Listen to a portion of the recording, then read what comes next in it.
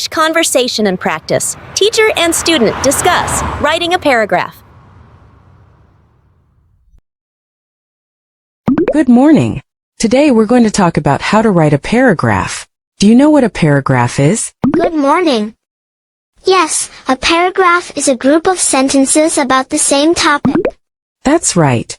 A paragraph has three main parts: the topic sentence, supporting sentences, and a concluding sentence. Do you know what a topic sentence is? Is it the first sentence that introduces the topic? Exactly. The topic sentence tells the reader what the paragraph is about. For example, if the topic is my favorite hobby, the topic sentence could be, my favorite hobby is painting. Oh, I see. What about the supporting sentences? Supporting sentences provide details, examples, or reasons to explain the topic.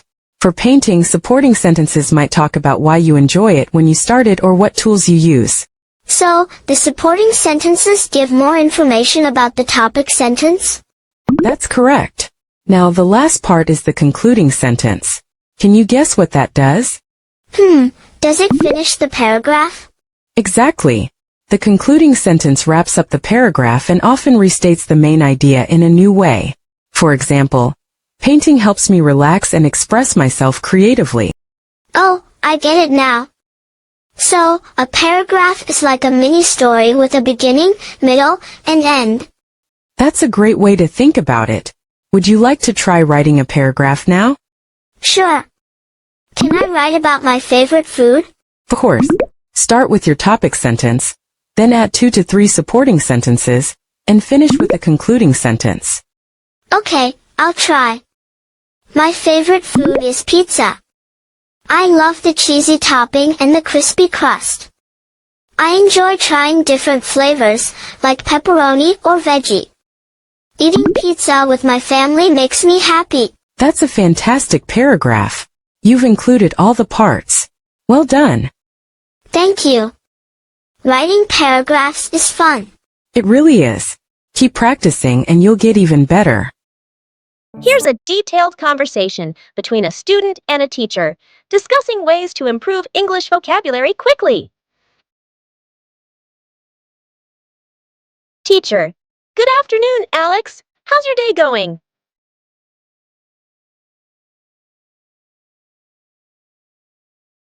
Student: Good afternoon, Miss Carter.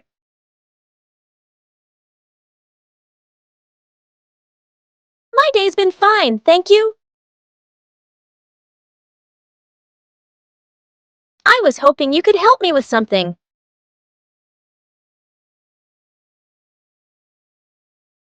Teacher: Of course.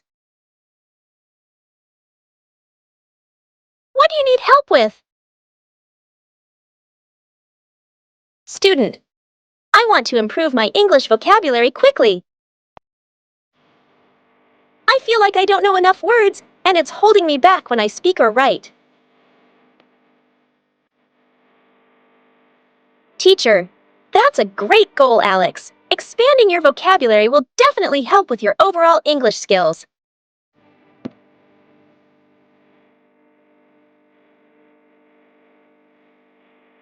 Let's start with some strategies.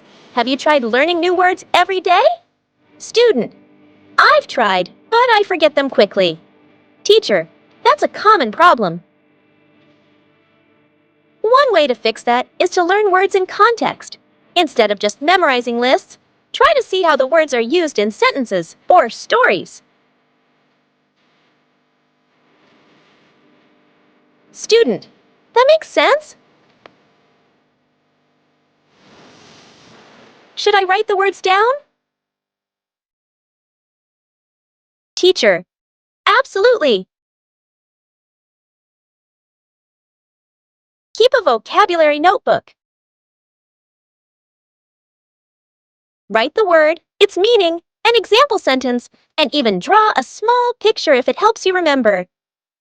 Student: I like the idea of a notebook. How many words should I learn each day? Teacher: Start small, maybe 5 to 10 words a day. It's better to learn a few words well than many words poorly. Student. Okay. What about using flashcards? Are they helpful?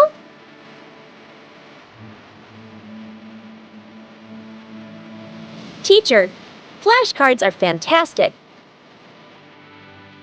You can make your own or use apps like Anki or Quizlet. They help you review words regularly, which is important for retention. Student, I've heard about those apps but haven't tried them yet. Teacher, give them a try.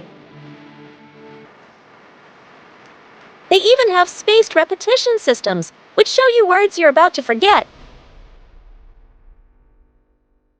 It's very effective.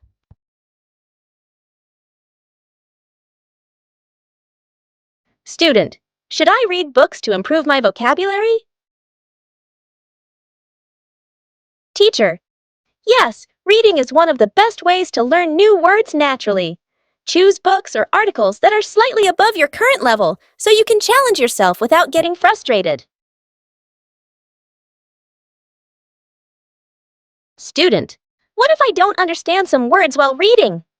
Teacher, don't stop for every word. Try to guess the meaning from the context first. If a word is important and you still don't get it, look it up and write it down in your notebook.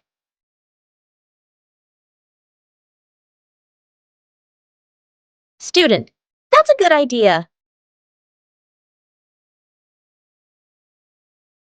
Are there any other activities I can do?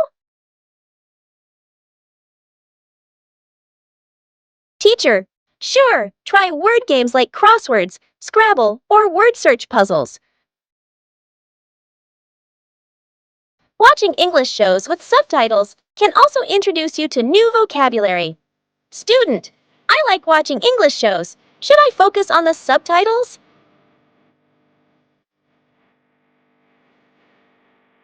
Teacher, at first, yes. Use English subtitles and pay attention to how words are used. Later, try watching without subtitles to rely on your understanding. Student, how can I practice using new words? Teacher, that's crucial. Use them in your speaking and writing. For example, try writing a short story using your new words or practice using them in conversations. Student, sometimes I'm not sure if I'm using a word correctly. Teacher, that's okay. You can ask someone for feedback, like me or a friend who speaks English.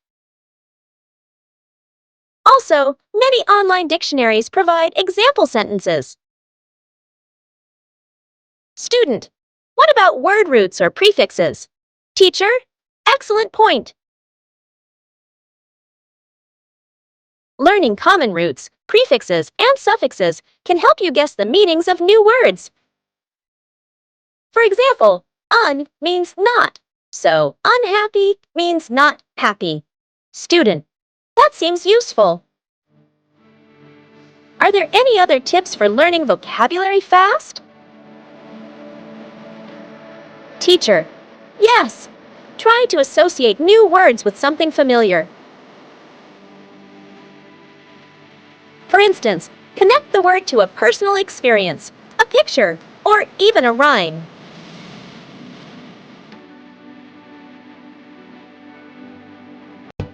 Student, I'll try that.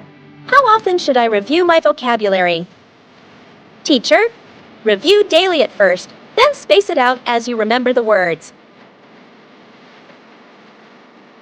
Regular review is key to moving words into your long-term memory. Student, thank you, Miss Carter.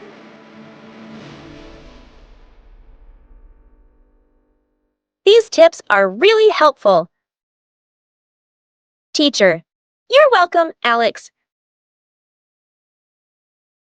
Remember, learning vocabulary takes time and consistent effort.